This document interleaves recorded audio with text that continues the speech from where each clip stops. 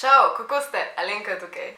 Anyways, kot vedno smo glasovali na mojem Instagramu, kjer vedno glasujemo, ne vedno, oziroma velikrat glasujemo za moje videe in tokrat ste izglasovali. Upam, da sem naredila screenshot in da ga lahko tukaj nalimam, ker velikrat pozabim. In sicer zarote o Baronu Trumpu, sinu našega predsednika, sinu Donalda Trumpa oziroma trenutnega ameriškega predsednika, ki je poročen z našo slovensko prvo damo Melanijo Trump. V videu pričakujte eno najbolj mindfuck teorijo zarote o tem, kako je lahko 100 let nazaj nastala ena knjiga enega izjemnega avtorja, ki dejansko dogodki v tej knjigi, imena v tej knjigi, številke v tej knjigi se popolnoma poklapajo s sedanjostjo. Čakam, da mi komentirate, kva vi mislite o tem, kako da hek je to mogoče, ampak gremo čim prej v video. Tekom zgodovine se je pogosto dogajalo to, da so avtorji oziroma neki izumitelji oziroma ljudje, ki so bili na nek način brihtni, napredni, velikrat napovedovali prihodnost in da se je zgodilo, da so povedali nekaj dejstev, ki so se potem v prihodnosti dejansko zgodile. Zdaj tukaj definitivno lahko zakopljamo in začnemo iskati, kaj bi bili vzroki za to, ali so jasnovidni, ali potujejo skozi čas, ali pa pač preprosto, vsaj jaz si mislim, da preprosto imajo dobro domišljijo in imajo odprto glavo, veliko razmišljajo, kaj bi se lahko zgodilo in preprosto jim kdaj kaj uspe zadeti, ker je mogoče malo predvidljivo. Torej, prosila bi vas, da si tekom tega videa zapomnite en ime, predvsem in sicer Ingersoll Lockwood, oziroma zapomnite si samo Lockwood, to je ta pisatelj, ki je napisal to knjigo oziroma teh par romanov več kot 100 let nazaj, živel je v 19. stoletju in bil je zares brihtna oseba, zelo pameten človek, zelo odprtomiselen človek, bil je tudi politik in bil je nasploh pomemben, živel v New Yorku, Američan je bil pa zares pomemben, dejansko njega osebno, če se ne motim, poznal tudi Abraham Lincoln. Jesus. Mi ga zdaj poznamo predvsem potem, ker je točno 100 let pred mojim rojstvom, torej 1892, napisal knjigo o Baronu Trumpu oziroma dečku, ki je bil dejansko baron, ki je potoval skozi čas. Zdaj pa boste doživeli kako je možno, da se toliko stvari poklapa s sedanjostjo. Kdor še ne ve tega, poleg našega Donalda Trumpa imamo tudi Melanijo in njun sin, potem je še hčerka, se mi zdi, ampak sin je Baron Trump, tako mu je ime Baron. V tem primeru govorimo o baronu v tej knjigi. Torej, baron je njegov naziv, ker prihaja iz plemenite, plemiške, bogate, močne družine. Veliko denarja živi v razkošju, ima pa tudi bujno domišljijo, ampak v knjigi ne bi on izgledal takole, ker se mi zdi prva stvar vredna omembe, ne zdi se mi to nič preveč pomembnega, ampak dejansko smo Baronom Trumpom, ki danes živi, sin predsednika, zelo sta si podobna.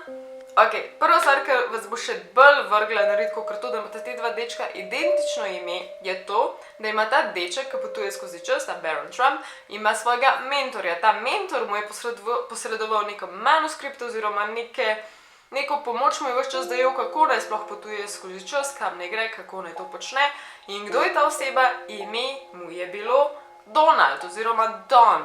Gede Donald Trump. Te manuskripti oziroma ta pomoč Donalda naj bi peljala tega dečka Barona v središče Zemlje, v neki novi svet, ki naj bi obstajal. To se je zgodilo v Rusiji, torej nekje na območju Urala naj bi on potoval skozi neke portale v središče Zemlje. Kaj je tukaj noro zanimivo? To, da so dejansko dolg časa potem, ko je bila knjiga napisana, so dejansko na točnem tem predelu, ki ga je opisoval ta avtor, Lockwood, so našli rove oziroma so našli bogat podzemni jamski svet. Avtor ni ustvarjal samo fikcije, torej nekih izmišljenih domišljijskih otroških romanov, napisal je tudi knjigo 1900 oziroma The Last President oziroma Zadnji predsednik. No, to delo se pa res nenormalno povezuje s sedanjostjo in z Donaldom Trumpom. Namreč govori o uspešnem, bogatem možu, ki je živel v 5. aveniji oziroma na 5. aveniji, kakorkoli se že reče, v New Yorku. Kje je bil prej Donald Trump? Na 5. aveniji in tam je imel svoj Trump Tower. Torej v knjigi ta bogataš, ki je živel na 5. aveniji, ni niti približno pričakoval, da bo kdaj postal predsednik, čeprav se je potegoval za tem mestu in se je želel postati predsednik. Na nek način podobno z Donaldom Trumpom, noben ni pričakoval, da bo postal predsednik in ta knjiga govori tudi o tem, da ko je ta oseba v knjigi postala predsednik, so se začeli upori. Rising because people were not happy. Slovenščina. Vendar, ko je ta lik iz knjige dejansko prišel na oblast in je začel izbirati, koga želi imeti ob sebi in koga želi v svojem kabinetu, je zbral osebo LaFay Pence. Zakaj je to noro? Zaradi tega, ker je dejansko Donald Trump ima svojega podpredsednika, ki mu ime ali pa se piše Pence. Pence, identično. Ok, zdaj pa še stvar, ki je meni osebno najbolj crazy, ampak še bolj crazy je, če dejansko pomisliš, da bi to mogoče lahko bilo res, je to, da Nikola Tesla, vsi ga poznamo, on je navsezadnje izumil žaranco. Mogoče smo se v šoli učili, da je bil to Thomas Alva Edison, ampak v bistvu je bil on samo neko ogromno podjetje in ljudi, ki so delali pod njemu, in en izmed njih je bil Tesla in on je bil pač možgani za tem projektom, da je izumil žaranco dejansko. In tudi drugi njegovi izumi so bili absurdni, nori, hudi, jaz se res ne spoznam, zame naroslov je XXX, ampak on je bil genij. Zakaj je to pomembno? Tesla je 1943 preminil, umrl, ampak bilo je rečeno, da je imel en svoj skriven kabinet. Temu kabinetu ne bi dejansko, se je reklo, na vratih ne bi bil napis The Office of Alien Property. Zdaj to tako, lahko si to razlagaš kot alien, aka vesoljci, ampak v moji glavi bolj kot neznane stvari, tiste neraziskane, čudne, čudaške, alien, pač neznano. Zakaj je to sploh pomembno? Zaradi tega, ker je bilo rečeno, da je bila ena izmed teh stvari v tem kabinetu, ena izmed zadnjih stvari, ki jih naj bi Nikola Tesla izumil, in to naj bi bil časovni stroj za time travel. In kdo je bila oseba, v čigar roke je prišlo vse to, kar je bilo noter v tem kabinetu in karkoli je Nikola Tesla izumljal? To je bil John Trump. Je povezan z Donaldom Trumpom, ne samo mal, ampak je dejansko njegov pradedek. Torej, če obstaja neka teorija, da je Nikola Tesla izumil časoven stroj, bi šel ta časoven stroj, oziroma ta znanost za časovnim strojem dejansko v roke Johna Trumpa in od Johna Trumpa dol na njegovega sina in dol na Donalda Trumpa, ker je sick.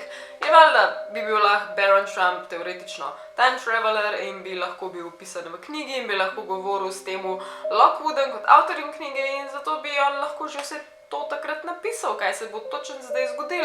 In mogoče Donald Trump je zadnji predsednik. Ok, I went far. Še ena zanimivost je, če pogledate tega Lockwooda, o katerem že ves čas govorimo, ta pisatelj, če ga pogledate pri 30 letih in zraven pri 60 letih, je totalen mindfuck, da v bistvu zgleda skoraj identično, razen spremembe barve v bradi, res. Kaj če mu je dejansko ves ta time travel oziroma izkušnje, ki jih je nabral, ne vem, z ljudmi, ki so potovali skozi čas, je dobil opcijo in se naučil živeti forever in nekak eliksir življenja odkriti in kaj jaz vem, kaj vse.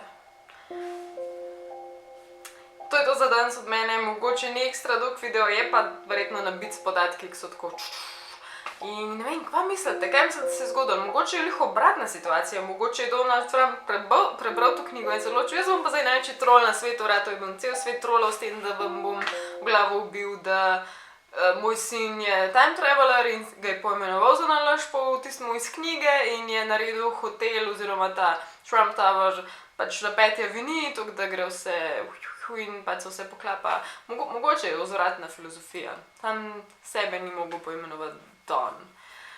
Kaj mislite? Komentirajte, pišite mi ideje za naslednje videe. Za ta teden je to. Če me še ne poznate in ne spremljate, če vam taka vsebina všeč, delam zelo podobne videe, tako da se lahko naročite. Spustite like, dislike, kar želite. Lajkov sem sicer bolj vesela. Anyways, hvala, ki ste poslušali, radi se namete. Se vidimo naslednjič, čau!